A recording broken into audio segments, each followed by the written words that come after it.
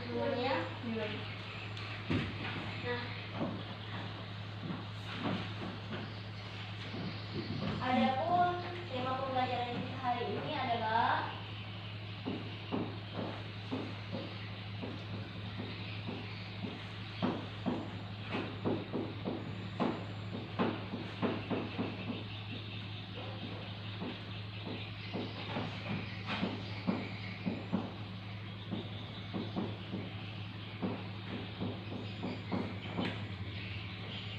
pola dakwah Nabi Muhammad SAW di Mekah. Tujuan pembelajaran kita pada hari ini, Ibu harap kalian mampu menjelaskan strategi dakwah Rasulullah SAW secara rahasia dan menjelaskan strategi dakwah Nabi Muhammad SAW secara terang-terangan di Mekah. Minggu lalu kita telah mempelajari tentang halangan, rintangan, serta kesuksesan dakwah Nabi Muhammad SAW di Mekah. Coba, 5. Minggu lalu, apa yang bisa kamu pahami tentang pembelajaran kita kemarin? Ibu, adapun rintangan dan tantangan Nabi berdakwah di Mekah ialah 1. Penghinaan, ancaman dan siksaan terhadap Rasulullah SAW. 2. Penghinaan, ancaman terhadap pengikut Rasulullah. 3. Bujukan harta dan kedudukan dan wanita. Dan modal kesuksesan: 1. Sabar. 2. Kegigihan dan keuletan. 3. Berkaidah yang benar dan kuat. 4. Akhlak terpuji yang menjauhi kemungkaran. Ibu, sudah selesai? Nah, Ibu akan memaparkan sedikit tentang materi kita pada hari ini. Secara garis besar, Nabi Muhammad SAW, dia itu periode untuk berdakwahnya itu ada dua tempat, yaitu Mekah dan Madinah. Nah, di Mekah ini beliau berdakwah selama 13 tahun.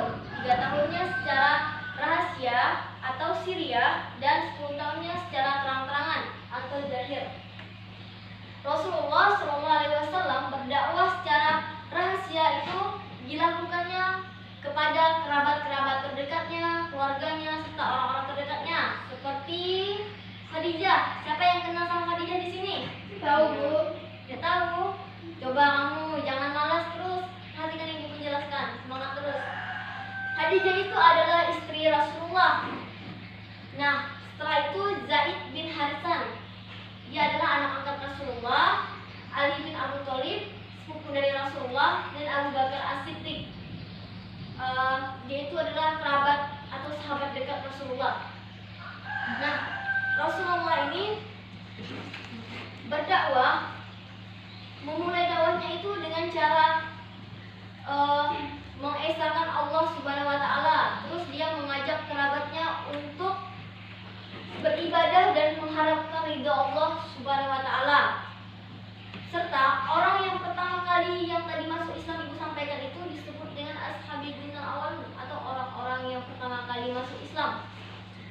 Tujuan dakwah Rasulullah secara tersembunyi itu dilakukan karena untuk menghindari ancaman dan siksaan dari kaum kafir Quraisy, karena pada saat itu Rasulullah belum mendapatkan pengikut serta belum mendapatkan kekuatan yang begitu padan untuk melawan kafir Quraisy ini. Nah, dari penyampaian Ibu di sini, sebelum Ibu melanjutkan, ada yang mau bertanya? Ayo, Bu.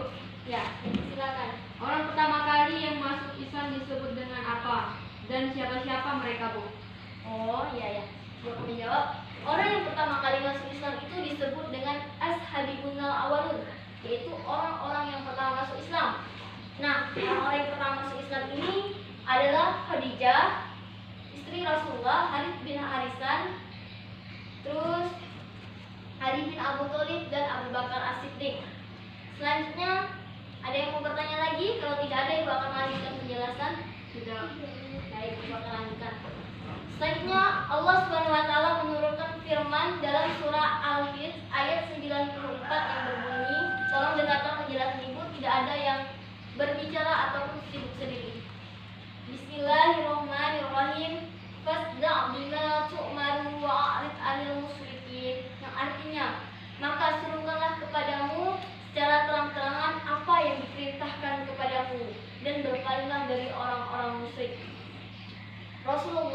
setelah mendengar perintah langsung dari Allah ini, dia mengumpulkan orang-orang dari Bani Hashim serta Bani Al-Manaf untuk diajak berdakwah dan menyembah Allah Subhanahu wa taala. Waktu itu mereka yang mengikuti pertemuan itu sekitar 45 orang ya. Tapi pada saat Rasulullah mengajak mereka untuk mengesahkan Allah atau menyembah Allah ini, mereka banyak yang tidak mau dan menentang dakwah Rasulullah. Dari sekian banyak itu cuma Abu Thalib, yaitu pamannya Rasulullah, yang mendukung dakwahnya Nabi Muhammad, serta dia berjanji untuk menjaga Rasulullah dari ancaman dan siksaan dari kafir Quraisy ini.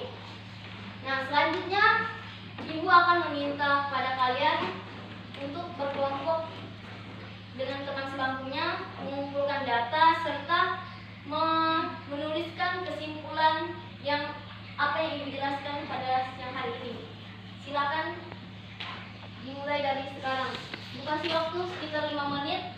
Ibu harap kalian mengerjakannya secara bersama-sama dan bertanggung jawab. Silakan. Tidak ada yang sibuk sendiri ya.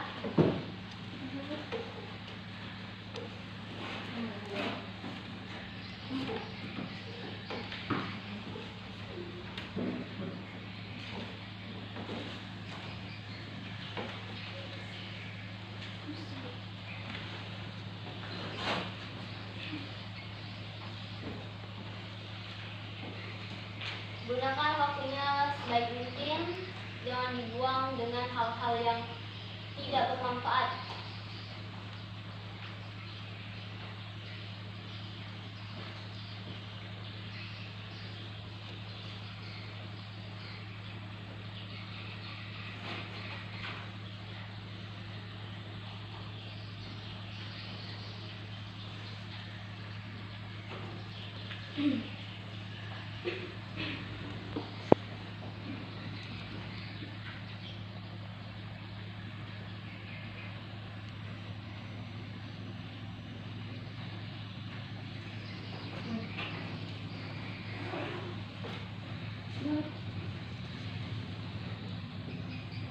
Baik, waktunya tinggal 3 menit.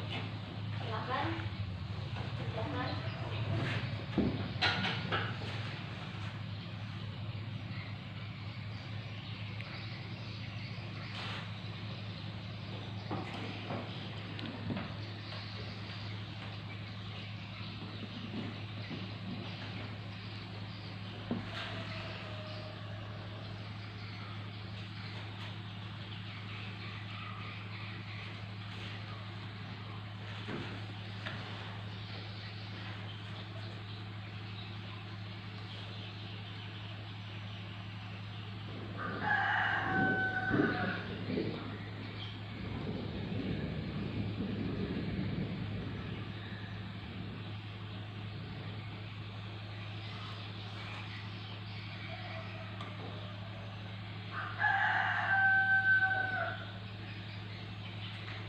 Baik, waktunya habis.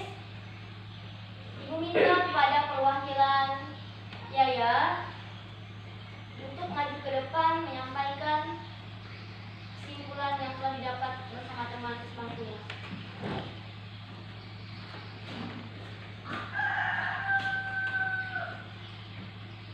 Baik, saya akan menyimpulkan dari kelompok saya. Dakwah secara rahasia dilakukan Nabi selama 3 tahun. Beliau melakukan dakwah itu karena belum banyak pengikut dan kekuatannya masih sedikit, sedangkan dakwah secara terang-terangan dilakukan selama 10 tahun. Hal itu karena Nabi Muhammad mendapat perintah dari Allah untuk melakukan dakwah secara terang-terangan atau terbuka. Sudah selesai? Kasih tepuk tangan dukungannya, bagus sekali ya. Selanjutnya gue minta kepada perwakilan kelompok 5. Silakan maju.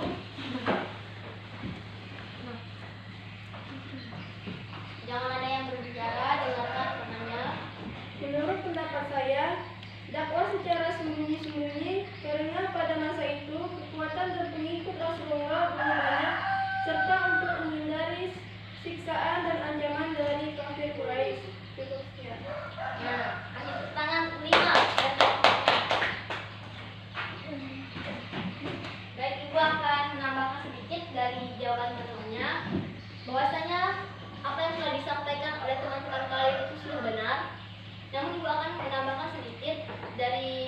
penyampaian 5 dan Yaya tadi, bahwasanya Rasulullah itu memang diutus Allah untuk menyampaikan agama Islam. Beliau ini melakukan dakwah itu dalam hal berdakwah di Mekah. Beliau menggunakan 2 strategi, yaitu strategi secara rahasia dan strategi secara terang-terangan. Nah, selama pembelajaran ibu melihat teman kalian yang tidak bekerja sama dengan kelompoknya. Erna, kenapa kamu tidak bekerja kelompok dengan temanmu? Kenapa tidak mengerjakan bersama-sama? Tidak paham, Bu. Nah, ibu minta ya, hal ini jangan terulang kembali. Semoga pertemuan kedepannya nanti ibu meminta kalian, apabila ada teman kalian yang kurang paham, silakan bertanya kepada teman sebangkunya atau bisa bertanya kepada ibu langsung. Jangan main diam-diam, akhirnya tidak tahu dan tidak mendapatkan apa-apa. Untuk itu, ibu minta kepada kalian yang mana teman yang kurang paham untuk diajarkan supaya bisa memahami pembelajaran yang ibu sampaikan. Baik, kesimpulan pembelajaran hari ini bahwasanya Rasulullah berdakwah di Mekah itu menggunakan 2 strategi, yaitu strategi secara rahasia dan terang-terangan. Benar sekali. Baik, mungkin hanya itu yang bisa ibu sampaikan. Kurang dan lebihnya ibu minta maaf. Minggu depan jangan lupa kalian pelajari halaman 94 tentang dakwah Rasulullah SAW di Madinah. Sekian dari ibu, jangan lupa belajar dan jaga kesehatannya ya. Ya. Ibu